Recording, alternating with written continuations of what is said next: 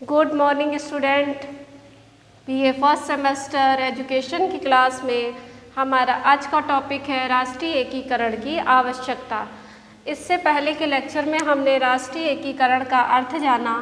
आज हम जानते हैं कि राष्ट्रीय एकीकरण की आवश्यकता हमें क्यों है।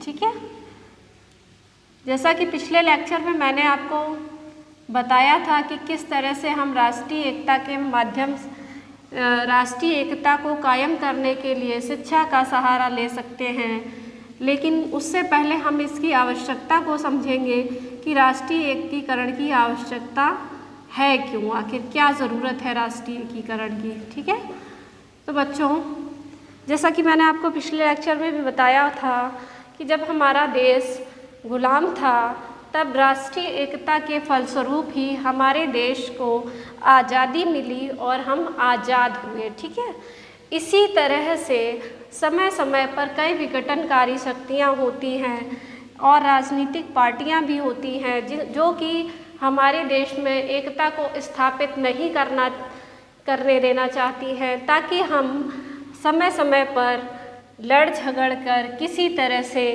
उनका भला करें और हम अपने देश के साथ जो है सुरक्षा के साथ, देश की शिक्षा के साथ खिलवाड़ करें। ठीक है, तो हमें सबसे पहले इसीलिए समझना होगा कि राष्ट्रीय एकीकरण की आवश्यकता क्यों है। ठीक है बच्चों, तो जैसा कि आप अर्थ तो इसका समझ ही चुके हैं कि राष्ट्रीय एकीकरण का अर्थ क्या है। तो राष्ट्रीय एकीकरण का अर्थ में हमने क्या समझा था कि राष्ट्र में हम की भावना का पाया जाना। तो पहला सबसे पॉइंट या हमारी हेडिंग आती है राष्ट्र के अस्तित्व की रक्षा के लिए। राष्ट्र के अस्तित्व की रक्षा के लिए राष्ट्र के अस्तित्व से तात्पर्य क्या है?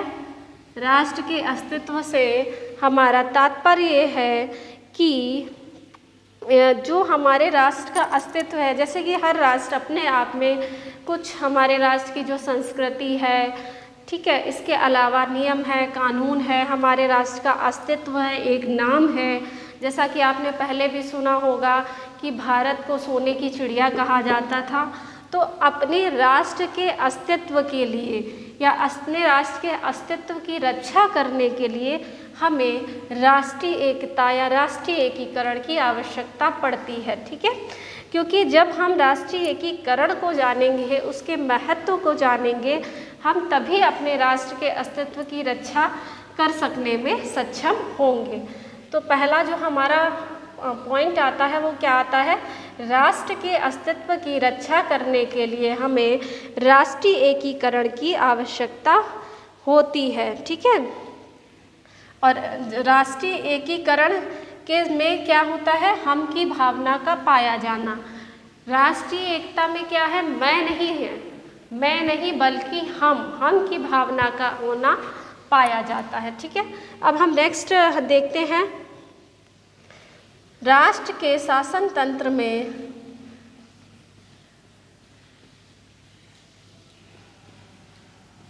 राष्ट्र के शासन तंत्र में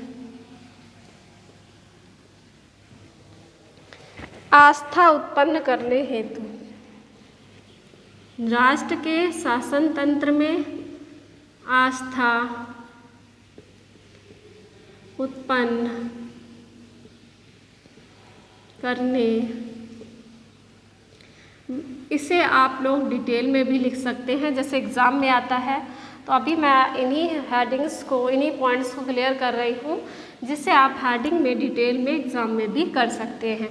राष्ट्र के शासन तंत्र में आस्था उत्पन्न करने हेतु, राष्ट्र के शासन तंत्र में आस्था उत्पन्न करना एक दूसरा हमारा मूलभूत सिद्धांत कह सकते हैं या तत्व है, क्योंकि जब तक शासन तंत्र में आस्था उत्पन्न नहीं होगी राष्ट्रीय एकीकरण कर पाना संभव है।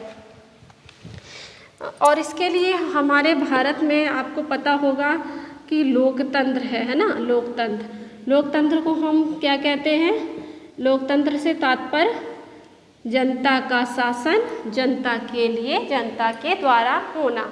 तो जब हम ही अपने शासन करते हैं, हमारे द्वारा ही चुना व्यक्ति शासन तंत्र में जाता है, देन इसके बाद जो है वही शासनकारी व्यक्ति जो होता है वो भी यही चाहता है कि राष्ट्र में एकता ना उत्पन्न होने पाए, उनको हिंदू, मुसलमान, सिख, ईसाई के नाम पर झगड़े कराएं, अलग कराएं, ताकि राष्ट्र में एकता स्थापित हो ही ना पाए। ठीक है, तो इसलिए राष्ट्र के शासन तंत्र में हमें आस्था उत्पन्न करने के लिए राष्ट्रीय एकीकरण की आवश्यकता पड़ती है। ठीक है, नेक्स्ट है वर्ग संघर्ष समाप्ति हेतु।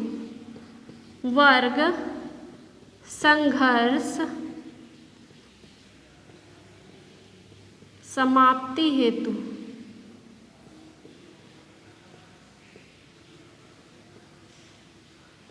वर्ग संघर्ष से तात्पर्य क्या है? वर्ग संघर्ष से तात्पर्य है, जैसे कि मैंने आपको पहले भी बताया, हमारे देश में जो है क्षेत्र है, धर्म है, इवन भाषाओं के आधार पर भी आपने सुना होगा कई राज्य बने हुए हैं। ठीक है, और जिसमें कई वर्ग का भी व्यक्ति शामिल होता है, श्रमिक वर्ग है या मजदूर वर्ग जिसे कह सकते हैं। ठीक है, उद्योगपति हैं, मिल है के मजदूर हैं, जिनमें वर्ग संघर्ष की समाप्ति हो सके। वर्ग संघर्ष की समाप्ति कब होगी?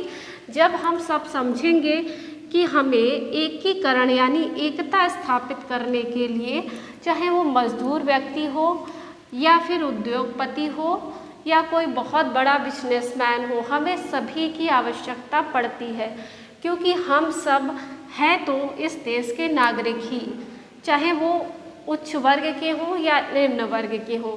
अगर हम कह लें कि सिर्फ उच्च वर्ग के व्यक्ति ही यहाँ खड़े होकर, देश में खड़े होकर राष्ट्रीय एकता के लिए प्रयास करें, तो ऐसा नहीं हो सकता, ऐसा संभव नहीं है।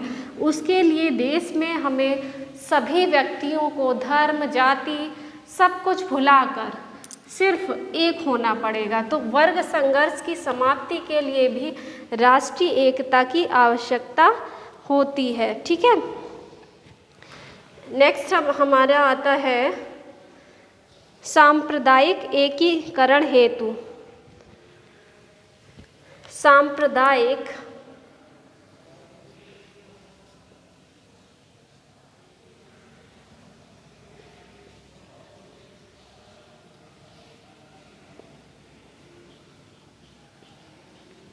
एकीकरण हेतु।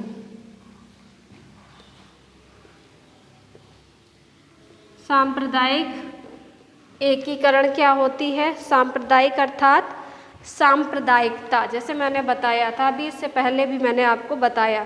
तो देश में जो सांप्रदायिक एकता का वातावरण उत्पन्न करने के लिए राष्ट्रीय एकीकरण की आवश्यकता होती है। ठीक है, जैसे आप देखेंगे कि आपने सुना भी होगा, रांची है, अलीगढ़ है, बनारस है, मुरादाबाद है, मुंबई है, ठीक है, जमशेदपुर है, आदि में सांप्रदायिक झगड़े काफ़ी होते रहते हैं।